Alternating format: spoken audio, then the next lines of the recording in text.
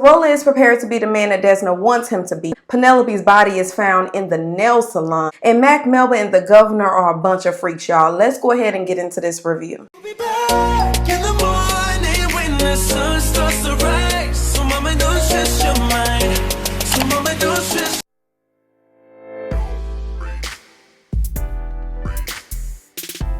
What's going on, everybody? Thank you for tuning into my channel. It's your girl Nesha here, back in the cut. Once again, welcome all of my new, old, and potential subscribers. Today, we are here for another review of Claws. This is season 3, episode 3, y'all. We're gonna go ahead and get right into this thing. Start off at Bryce and Jen's house, and Desna and Rolla then spent the night over there. You can tell they had a really good night. She done woke up stretching and everything, honey. She feeling herself. Then told Bryce and Jen to get their badass kids, and so we are ready to get the day started, okay? So Jen and Bryce meet with, I believe it's a lawyer, and the purpose of this meeting is because they're trying to see what EJ's chances are of getting full custody of Brienne. If y'all don't remember last episode, I told y'all that EJ, he threatened Bryce and he threatened Jen, and he said that he's going for sole custody or whatever.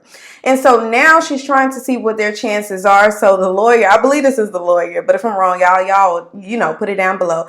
But I believe this is the lawyer, and so he tells them, he's looking at their background, and you know, he sees that Bryce used to be a crackhead, and he sees that Jen used to have her addictions or whatever. I believe it was alcohol with her, and so he's like, look, you know what I mean, if anything, he'll be able to get joint custody because of his background, their background, and what's best for the child. So, you know, that's what they're there to figure out. So now we're with Desna, and she's looking for her dream condo. This is the one she's promised Deanie several episodes ago, okay? So she's on the phone with her realtor friend, reminds her that there needs to be black people in this space, okay? Wherever you looking at these condos and these penthouses, you need to have some black people. The realtor says, okay, can they be like the doorman? No, we need to have black people staying there. Your girl is going through her list, and she's like, okay, nope to that one, nope to that one. Majority of the people that are the properties that she was looking at are predominantly white people. But you know how Desna is. She's trying to keep it real, okay? She's from the hood, and she wants to go into the place and let her know that we can be here too. Back at the casino, we're with Polly, and I can't remember the manager's name that's on behalf of Mac and Melba, because remember when Desna came in, Polly was on behalf of her. So can't remember his name, but anyway, he's telling Polly he wants to see the real her. Y'all know Polly has several different personalities, honey. This is part of the reason why she was in jail, and part of the reason why she didn't want to maintain that relationship with that doctor dude. But anyway, so he tells her, I want to see the real you. And so she's like, okay, whatever, you know. He walks out. Well, his phone rings. She answers it, and they're telling him, it's basically reminding him that he has reservations coming up for this governor's party or governor's ball or whatever. And so she gets this information, writes it down. She's acting like she's him. So then she calls Desna to let her know, but then Desna sends her the voicemail because Desna is looking at the new property that she has fell in love with. It's this condo. Basically fits all of the needs that she wanted, okay? But then Roller walks up, and he has his shirt open or whatever, and he's like, look, man, I want to be taken serious from Desna. I want her to know that I'm a changed man. What can I do? She's like, okay, you really serious?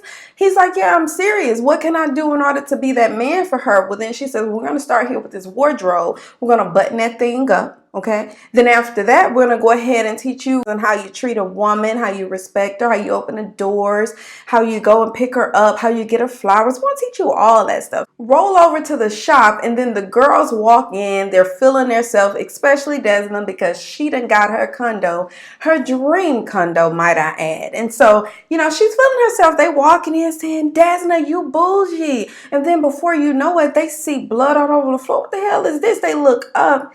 Penelope is sitting in one of the salon chairs. And so they're like, oh my gosh, immediately they know that this is Mac and Melba's doing, because y'all know that Mac and Melba basically said that she wasn't going to be able to cash that check. So obviously she's the one that had her killed. So now they have to get rid of the body. Desna says, you know what? I want to do it myself. I'm the reason why this girl is dead. I did my best to protect her, but then it didn't work. I ruined it. So then she takes the van, puts the body in the van, goes over to Polly. She has her friends from when she was in jail or whatever. And so they go to this corner spot, and then they take the body. Desna pays them, and then there was never there. It was like one of the, I pay you, you never saw me, I never saw you. But then Desna starts crying because, it's starting to become much for her. She's feeling like she's overwhelmed.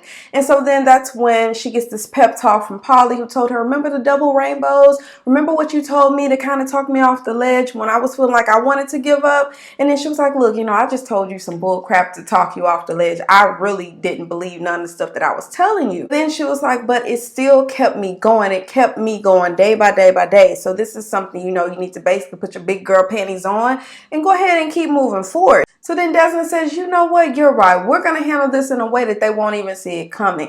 We won't let them know what we know. We're just going to handle our business in the back end. So now we're back at the casino, and Desna, oh petty behind, then sent a wreath. I think it's like a wreath, or it had like flowers around it, and then it was a big picture of Penelope in the center. I can't remember what she said, but basically she's being petty, trying to let them know that, yeah, I know something is going on. I'm not going to let you know what I know, but guarantee you me that I know. Melba is a little bit upset. She starts eating from the flower, the petals, and she's saying to kill her, not to kill, to kill, not to kill.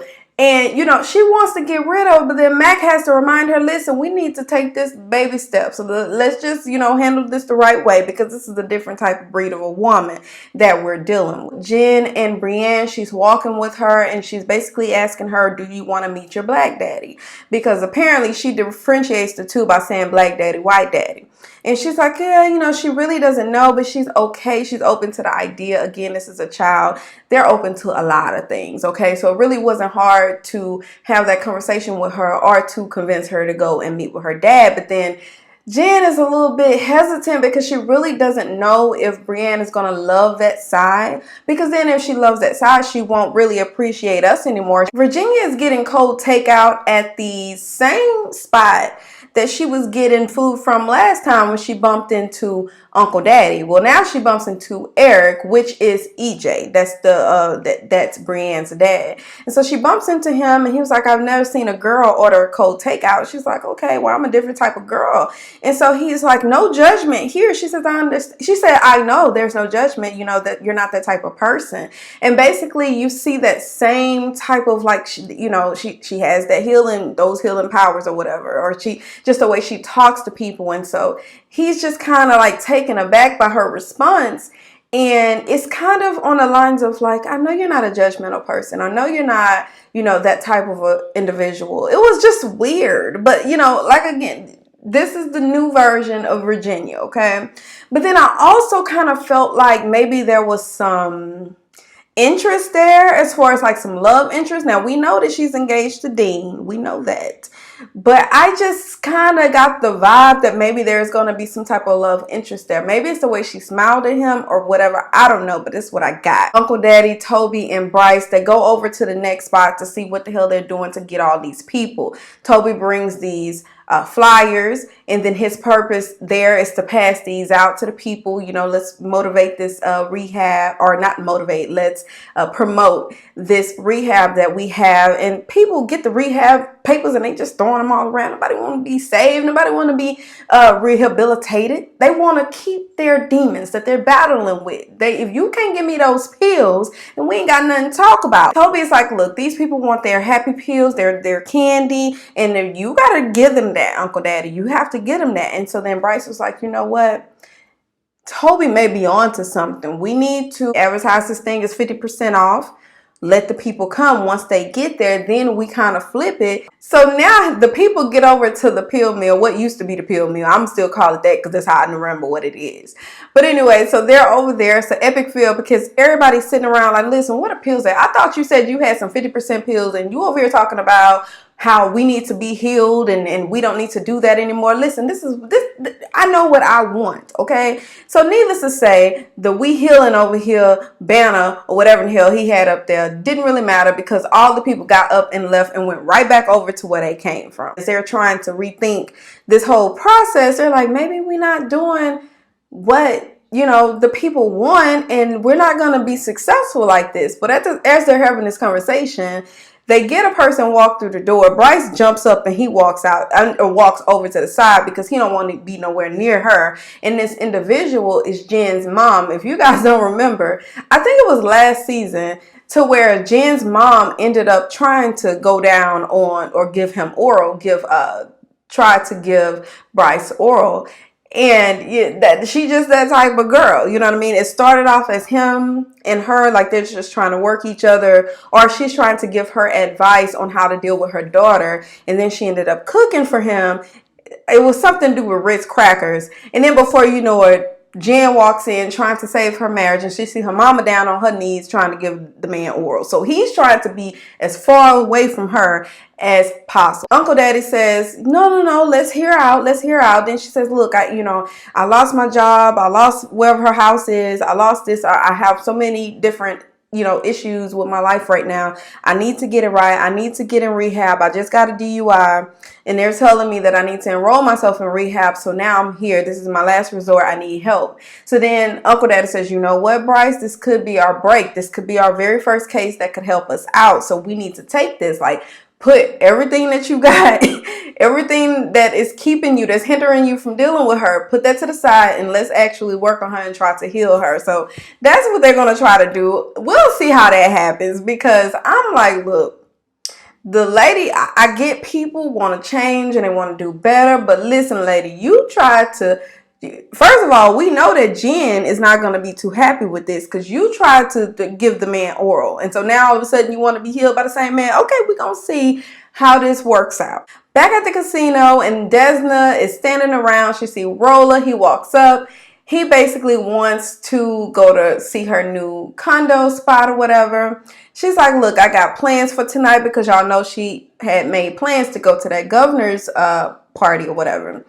And so he's like, well, that's fine. She said, you know what? We'll do something tomorrow. He was like, okay. So he kissed her hand. She is like melting over him, because first of all, he's dressed up in a suit. He's looking nice. And it's just something about his swagger that she's feeling right now. So then she walks off, and we see Mac goes and he's talking with Dean. Now, Dean gets upset. He's playing some game. I can't remember the name of the game. Something Jong. But a mahjong or something like that. And so he's playing the game. It looks like he gets upset. He walks off, and that's when Mac walks up and basically tell him, it's a certain type of game. You have to handle this game this way. And he kind of reaches over to touch Dean, and then Dean is like, no, this is a sexual advance. And he's like, you can't do that. And he said, look, no, it's cool. I'm not trying to make any advances. My name is Mac. I'm the owner here. And he says, well, my sister Desna is the owner too. And so they're talking, and I guess he likes the fact that it's a male coming over, Dean does, that it's a male coming over, that male companionship that he really lacks right now. And so Desna spots this. She walks over, immediately breaks it up, because she doesn't want her brother to get involved with Mac and Melba, because they're evil, bad people. Okay, you need to stay far away from them. But then Dean is like, no, I need to, hang out with males and stuff like that. And she's like, listen, you need to leave now. Like, go home. So now we're at the governor's party. And so the ladies walk in. They're on a mission trying to see what is it that Mac and Melba are not telling us.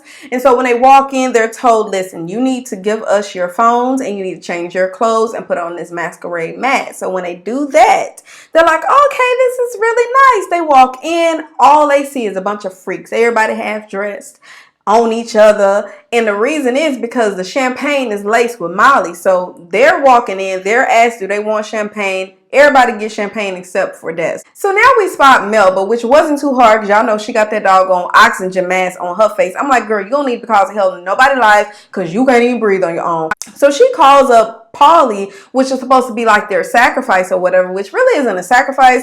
All it is, it's like a part of their show. So they come up, she lays on his block, they pull back like they're going to execute her. And then Mac and Melba comes, and they're on this swing. And so they're like swinging back and forth. So it's really not a sacrifice, but it's just a part of whatever their entertainment is. Quiet Ann ends up sleeping with a man, because she's starting to feel some type of way with that Molly in her system. We spot the governor. So Desna goes, she's able to finesse the people in order to get next to the governor by like posing as somebody else that he was supposed to be meeting that night. So she goes in, he wants to be shocked. So she got this little taser looking thing, and she's like poking him or whatever, getting information out of him. And she finds out that basically the business is that they they're thriving on, like, somehow they bribe people and it's how they're getting money, Mac, Melba, and the governor. And so this is like that secret money that they're hiding. I can't remember exactly how they're doing it, but they're bribing. Virginia ends up getting kicked out. I don't know what the hell Virginia did to get kicked out, but she was kicked out and talking to pigs and shit. So now Desna and the ladies, they meet back up and they're putting on their clothes or whatever. And Desna's like, I realize what it is that they're doing. They're taking bribes. I figured it out now. So now she knows what's being hidden from her in the casino. So they get all their clothes together and they leave the ball. Now we're back at the salon and all the ladies are getting ready to open for the day. And then Virginia says, I noticed something different in your aura. There's something about you. I can't put my hand on it, but there's something. Maybe it's like sexually. Oh, nah, girl, you're tripping. It's nothing sexually going on with her. And then Quiet is like, no, actually, she's right. I slept with a guy last night. And they're like, what the hell? So then Desna tells them that I'm going on a date with Rolla. Desna also gives advice to Quiet Ann when it comes to the detective, Arlene. She's like, look, y'all need to make that thing work. Y'all really are into each other. And then they're basically like, look, the pot calling the kettle black. You and Rolla, he's really into you and you're not giving him a chance. And she was basically trying to make it seem like her and Rolla's situation is different, but no, it's really not. Like, y'all are the same. So Desna goes back up to the casino because y'all know that she has to have somebody at the casino at all times. So that's pretty much how they do it. She goes there, she opens up. Virginia is now like the manager of the salon or whatever. So she allows Virginia to stay there. Some of the ladies, and they kind of rotate to make sure somebody is at the casino at all times. But she goes in and she's sitting in Mac and Melba's office. So when they come in for the day, they're like, well, why are you here? She's like, oh, I will be putting up my name tag soon. This will be my office. And so then she tells them, basically, I have leverage now. I know that you guys are taking bribes. And so what you're not going to do is continue to do so. And you're basically keeping me out of the loop of everything. So understand that now that I know, if something is to happen to me, FBI and the media will be aware of everything that's going on. So I'm not the one that you want to mess with. And then she tells them that they're going to be silent partners now. So she's the boss. She's the one that's going to be in control of everything because they done messed around and let Desna find out what the hell they got going on. And you know Mac and Melba are not with that, especially Melba. Melba don't like nobody else, no other woman being about shit besides her. But Desna's letting her know, no, boo, you're not the only one. So Brienne is going to meet her dad, and you know she's a little bit nervous about this because she's used to her. This is how they call it in the TV show. It's white daddy, black daddy. Okay, she's used to white daddy, which is Bryce. And so Bryce talks to her, kind of gives her a pep talk, letting her know, look, it's okay. You'll always be my baby, and you don't have to worry about that. And so then she's a little bit happy. Then we see Eric, which is EJ. He walks up and he takes her over to the swings, and so they have a good little moment there. She had no issues going over with him and spending time with him. I think it's really good for, Jen and Bryce, considering the fact they really don't want to piss that man off because he did threaten to get full custody of Brienne. So we need to just stay all on a straight and narrow, at least for the sake of Brienne. Quiet Ann meets with Arlene after work, and the purpose is because even though at the shop, the day prior, when they had found Penelope's body there, she kind of like brushed her off and was like, there's no love here. We're not going to be together anymore. She's deciding that, you know what, I really do love her, especially after sleeping with this guy. I realize that I am gay. I want to be with him, blase, blase, blase. So she goes over, she meets with her, and she's like, look, I know it has been where, I don't tell you certain things, you don't tell me certain things, as far as like my criminal history and as far as what you do as a detective. But listen, it's going to be now it's a situation to where we're going to tell all. You tell me, I tell you. And the first example of me telling you something is that I actually slept with a guy. She's like, no, you slept with a guy. Yes, I slept with a guy. And she was like, well, how did you like it? Well, obviously I'm here. And so basically they're going to be back together. Obviously they're going to start working on their self. But I really feel like that's not such a good idea, considering the fact of everything that Desna has her hands in, Anne's criminal past, criminal present, everything that's going on with the shop. I just don't think that they need to like blur those lines. That's how I feel. I'm like, that's going to end up so bad. So Dean and Virginia go over to meet the condo that Desna has recently purchased. And so they walk in and Virginia is just like head over heels in love with this condo. Dean, he loves the idea because it is something that Desna and Dean always wanted. They dreamt about this. But the problem is Dean is now wanting to be a man. Even though y'all know that he's artistic or whatever, he has been very dependent on his sister, and she's been very sensitive to, raising him and his needs and stuff like that. So she's been more of a mother figure for him. And so now he's starting to like rebel a little bit. You gonna tell me that I can't talk with Mac, even though we know why Desna don't want him talking to Mac, because Mac is just going to use him, especially it's a way to get to Desna. And so she's like, no, you don't need to talk with him. He feels like I need a male companion, so this is why I should. And so he didn't like how she kind of like told him, you need to go home now. He didn't like that. He doesn't want to stay there. He wants to stay in his own house, which is the Roach Motel that they have been staying in.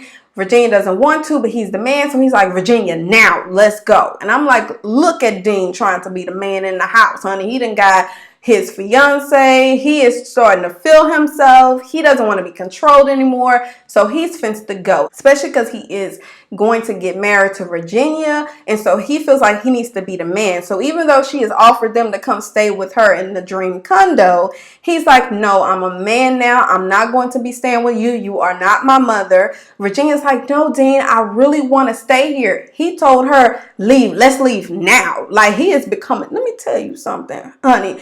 Y'all ain't going to be running over Dean. Okay, Dean say, no, I'm the man here and you're going to be staying with me and we're going to leave now. Even though she's waiting on Roller to roll up, she's really thinking about all of this. So she's sitting on the couch and she's thinking about everything that's going on. Her life is changing dramatically and she's trying to like figure out how to handle it all. Roller stops on his way to go get Desna, to take her for dinner or whatever. He stops to go get some flowers.